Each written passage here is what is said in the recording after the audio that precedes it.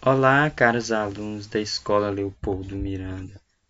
Eu sou Ricardo Almeida de Moura, estagiário da Universidade Federal dos Vales de Jequitinhonha e Mucuri, e vou estar trazendo para vocês um tema muito importante: célula, comunidade da vida.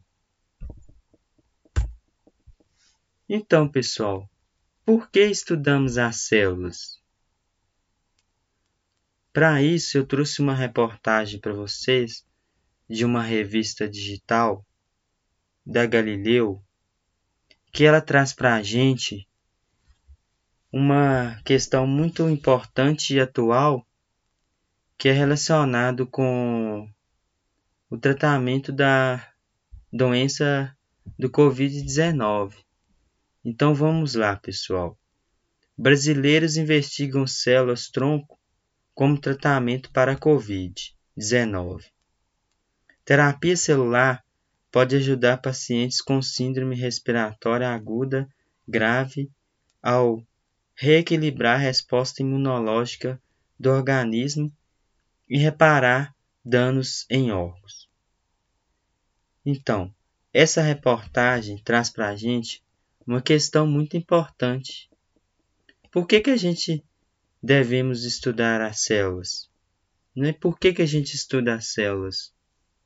Tem toda uma questão que eu vou estar enviando essa reportagem para vocês estarem lendo e questionando sobre essa questão.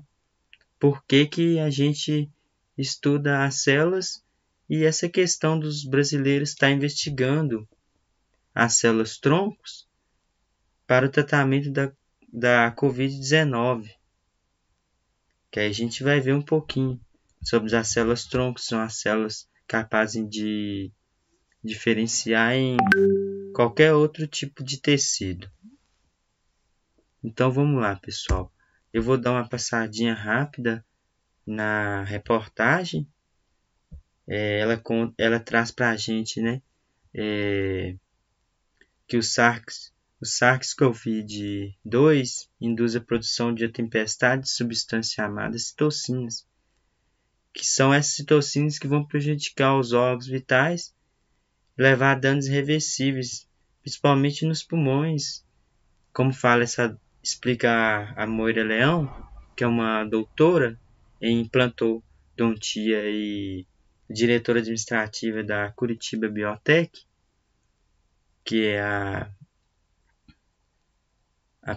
responsável pela pesquisa. Ela fala que mas as células troncos podem neutralizar esse efeito, atuando como medicamento biológico, adaptando-se às necessidades do paciente. Então, pessoal, as células são muito importantes a gente estar estudando elas. E essa questão também deles acreditarem nessa terapia para poder ter uma saída, né, para essa síndrome respiratória aguda grave, que aqui ela fala que já que as substâncias anti-inflamatórias das células troncos podem substituir as células afetadas pela doença e produzir células fortes que são atraídas para o local afetado, auxiliando no reparo das lesões. Então quer dizer que há indícios que essas células troncos, como elas se diferenciam, elas podem reparar essas lesões nesses órgãos que foram atingidos. Isso aí, né, de acordo com olha a fala do João Zielac, que ele fala que no caso da Covid-19, há fortes indícios que as células tronco podem recuperar até os alvéolos pulmonares. Ele que é um doutor em processos biotecnológicos e professor pesquisador da Universidade Positivo. Então essa reportagem também traz que essas células troncos mesenquimais, que são encontradas em quantidade no tecido bucal, e por essa que é a parte do corpo que se regenera mais rápido, né? Sofre constantes regeneração, e os pesquisadores pretendem extrair esse tipo de célula de dentes do siso de doadores saudáveis. Após esse processo, essas células, né, vão ser multiplicadas em laboratórios e, por fim, serão misturadas ao plasma sanguíneo e aplicadas de forma intravenosa nesses pacientes infectados pelo novo coronavírus. Então, essa pesquisa ela requer, né, um orçamento de 2 milhões, que pretende a inclusão de 30 pacientes que apresentaram, né, ou apresentam a síndrome aguda respiratória grave e será encaminhado para aprovação da Anvisa. Aí, como o pesquisador cita, acreditamos na viabilidade desse estudo, pois os resultados parecem ser muito promissores. Esse é um momento em que é preciso trabalhar com a saúde complementar, já que esse tipo de terapia pode dar esperanças para diversos problemas que os remédios comuns ainda não curam, conclui Zelak. Então, o que acontece, pessoal? Esses cientistas estão buscando, né, estudos com células para poder estar ocorrendo o tratamento dessa doença, não só a vacina também que está sendo produzida, né, e distribuída e aplicada para toda a população, assim, seguindo as restrições, as normas, tudo, né? As pessoas que têm prioridade e tal. E é uma pesquisa muito interessante. Mas, então eu vou deixar essa questão para vocês aí. Então vamos lá. A descoberta da célula. Acredita-se que o primeiro microscópio foi inventado na Holanda por volta de 1590. Essa questão é bem questionada, porque também temos o Galileu Galilei, que ele também foi um grande responsável por essa questão do microscópio, também acredita que ele também faz parte. E foi por volta de 1590 por Zacarias Janssen e seu filho Regis Janssen, que as células que ele inventou o primeiro microscópio bem rudimentar, esse aí que aparece bem no cantinho aí, pessoal, desculpa, esse que aparece aqui, que está apontando, e depois disso, as células foram descobertas pelo biólogo Robert Hooke em 1665, que ele observava cortiças, que era um vegetal, que ele observou. E o que aconteceu, pessoal? Ele observou que essa cortiça, ela tinha o quê? Ela tinha cavidades ou câmaras ou camadas que ele deu o nome de célula. Célula que vem, né, que significa câmara. Ele fez um corte e usou um aumento de 270 vezes, né, o qual ele chegou nessa posição. E esse aqui foi um microscópio utilizado pelo Robert Hooke, com duas lentes, e com esse aumento de 270 vezes ele verificou a presença de células, né, que ele deu o nome de célula. E vamos falar um pouquinho, né, sobre a teoria celular. O Robert Hooke descobriu essa questão de células, né, deu um nome, e com isso essas ideias da teoria celular, os cientistas podem realizar essa teoria, que foram o Sheldon, o Shaw e o Vishon, que eles propuseram 3 postulados que foram os seguintes, pessoal. Todos os seres vivos são formados por células e estruturas diferentes, né? E além disso, as células são as unidades morfológicas dos seres vivos e também que nas células são realizados processos que são fundamentais à vida. Ele fala que são unidades funcionais ou fisiológicas dos seres vivos. E uma outra questão também é que todas as células só se originam de outras células preexistentes. Com esse postulado, considera-se que as células realizam divisão celular, que vamos ver, né, mais para frente um pouquinho. Os vírus e a teoria celular. O vírus é considerado um ser vivo? Essa é a questão, né, pessoal? Mas, para muitos, e de acordo com essa teoria celular, os vírus não são formados por células, característica que faz com que eles são autores, não são considerados seres vivos. Alguns autores não consideram isso como seres vivos. Então, por quê?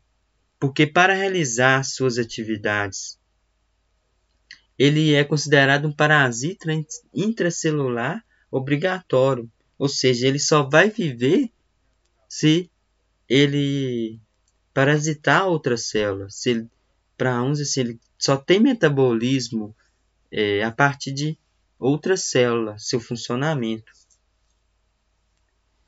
Aí eu trouxe uma imagenzinha do coronavírus, né, para vocês verem, e aqui uma imagem mais específica sobre as partes do vírus, que são, né, ele é composto por um DNA, uma cápsula, com uma cabeça, uma cauda e as fibras, né, que aderem à superfície da outra célula, né, para poder estar infectando. Então, os principais componentes de uma célula é a membrana plasmática, que ela é formada por uma bicamada lipídica, aqui mostra no desenho, essa com proteínas inseridas, que é a proteína globular, algumas glicoproteínas, carboidratos, o glicolipídio, o colesterol, e ela é como se funcionasse como modelo do mosaico fluido. Por quê, pessoal? Essa membrana plasmática, que está presente tanto nos eucariontes quanto nos procariontes, que eu vou falar mais adiante, elas são importantes porque elas têm uma questão de permeabilidade seletiva. O que é isso? Permeabilidade seletiva, que ela consegue selecionar todas as substâncias que entram e saem dentro de uma célula. Né? E essa é a composição de uma membrana plasmática. Agora, já o citoplasma, como é visto nessa figura aqui, é um líquido, né, que abriga o citoesqueleto, as organelas e o núcleo. Ele é formado por uma matriz fluida, que é basicamente de água, mas apresenta também proteínas e carboidratos. E o espaço onde estão as organelas é chamado de citosol ou citossol.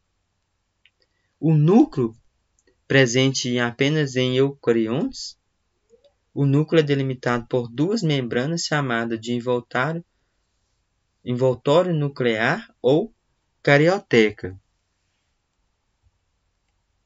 que é o núcleo, né, pessoal, onde está contido o material genético. Nesse caso, só os eucariontes têm, porque ele tem uma membrana que envolve o material genético. Por isso que as células eucariontes é uma das diferenças das procariontes. Agora vamos lá, pessoal. Célula procariota.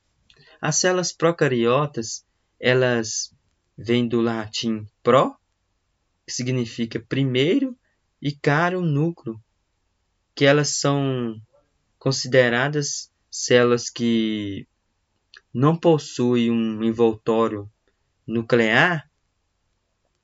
E o que acontece? Ela tem um nucleóide que é disperso em todo o citoplasma, e esse material genético é o que vai ter essa questão da reprodução, né, da célula, e tudo vai em questão dessa questão aí, pessoal, de ser responsável por não ter essa membrana, que dá uma característica importante para elas. Outra questão também é que essas células procariotas, por exemplo, que um exemplo é a bactéria, ela pode possuir um plasmídio, que é como se fosse um DNA extra.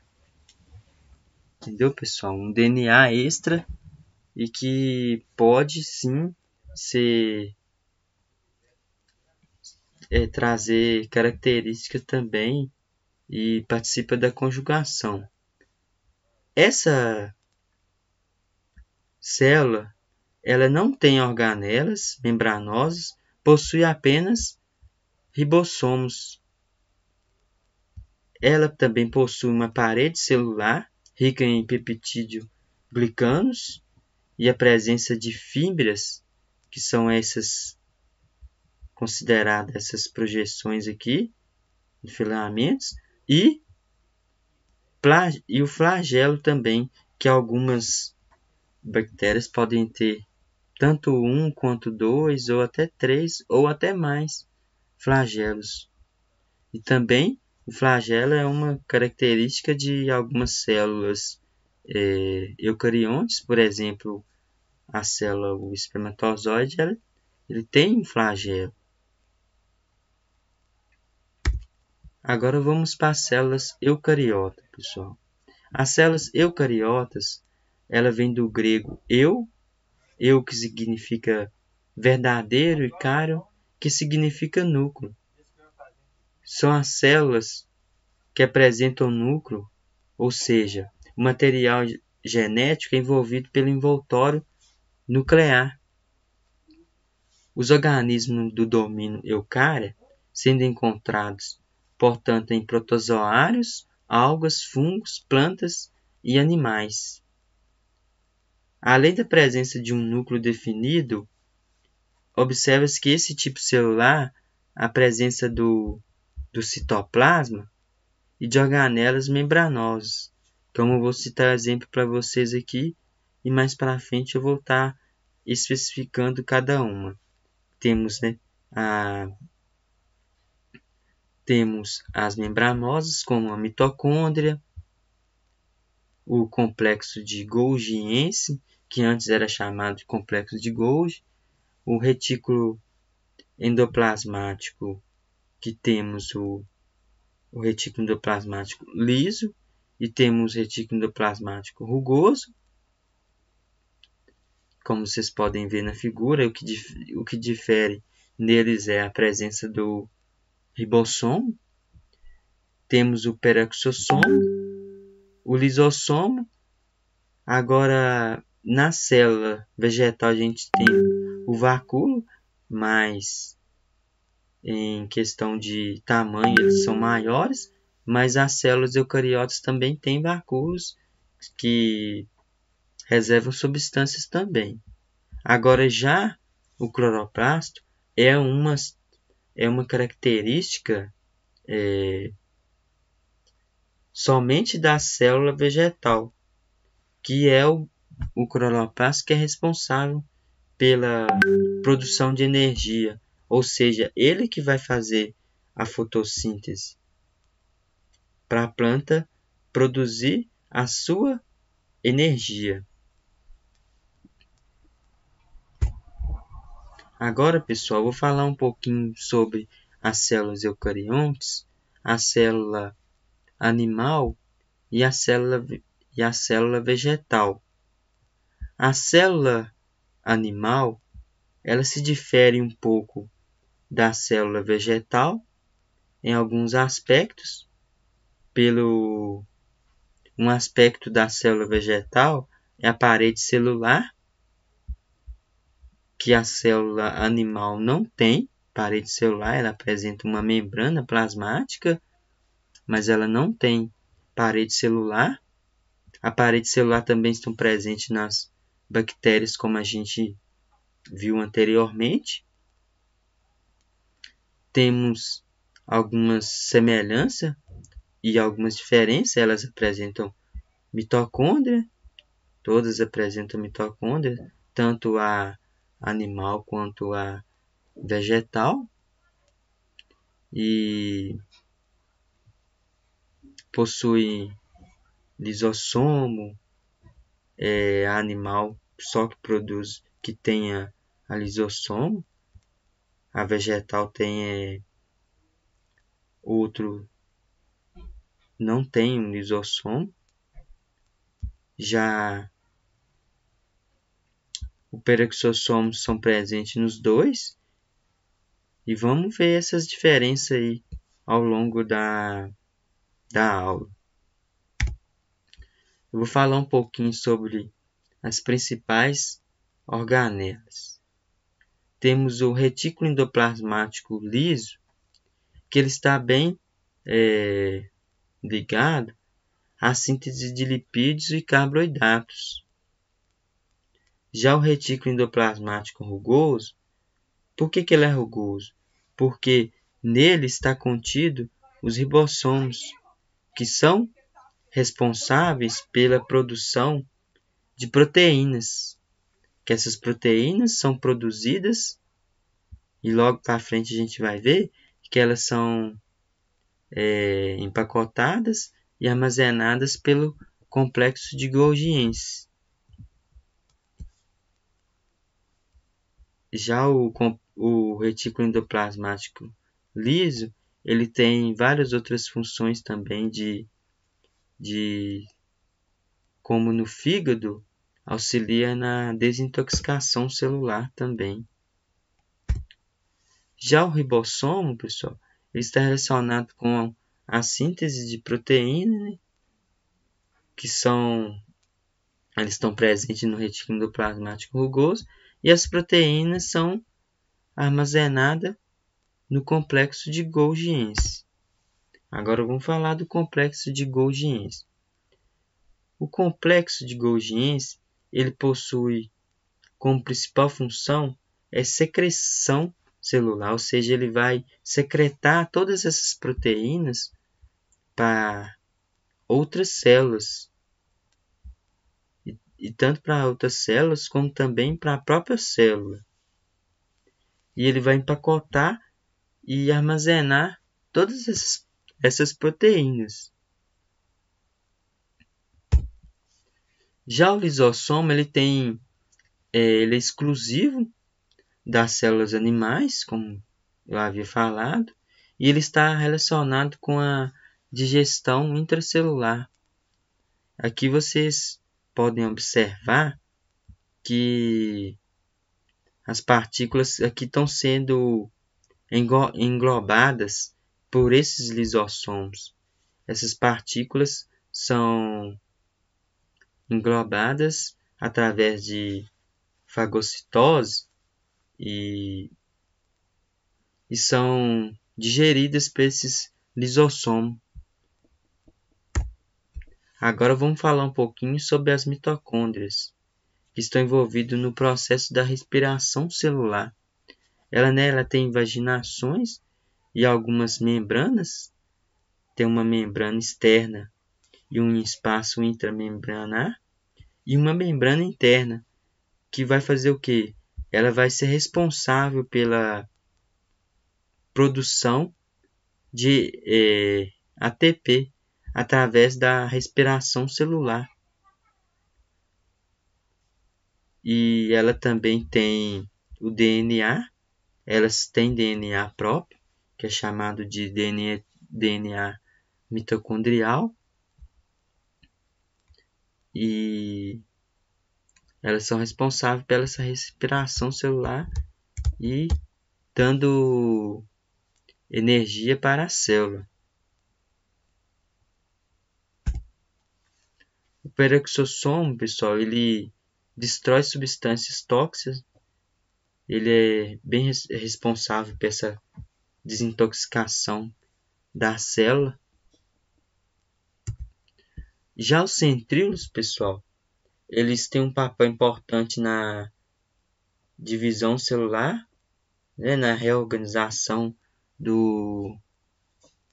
da estrutura celular, e ele está presente nessa questão da divisão celular na meiose e na mitose, e ele está ligado também na formação de cílios e flagelos. O cloroplasto, pessoal, é uma organela presente apenas em células vegetais.